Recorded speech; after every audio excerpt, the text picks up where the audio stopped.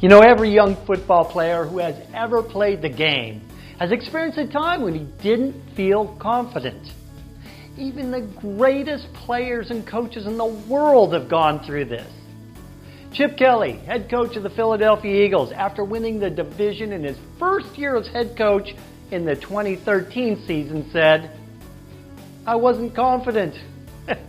He said in an interview afterwards, "I had a system and a plan that we were going to go in, but I didn't know what the outcome was going to be until it was all finished. But I think we played sound fundamental football, and I think that's what we preach on a daily basis to our players."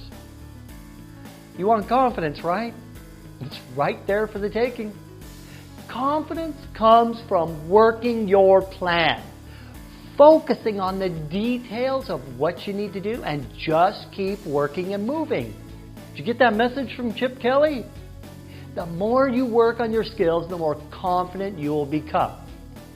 You don't have to have beaten anybody on the field in order to feel great about your conditioning and how hard you work to get there.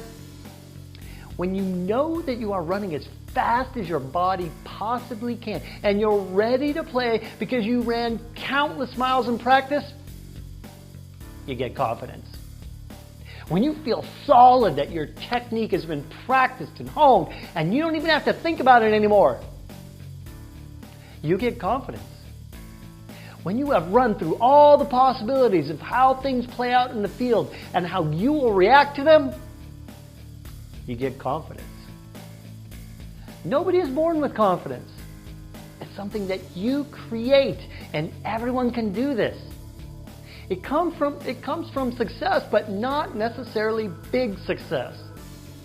Confidence is generated from doing hundreds of little things well. You don't need a coach or a parent to give you confidence either. You start feeling confident because you know that you've trained yourself to do what you need to do to have it happen in the game. Confidence is built every single day as a football player. It's not about making the big play in the big game. It's about learning that you can push yourself just a little more than you did the day before. Discovering that you can take the lessons and learnings from a coach or tutor and make them real from your practicing. Even if you are as young as like 10 years old and going up against a bigger, faster opponent, you can feel confident by telling yourself that you always have an advantage, no matter who your opponent is.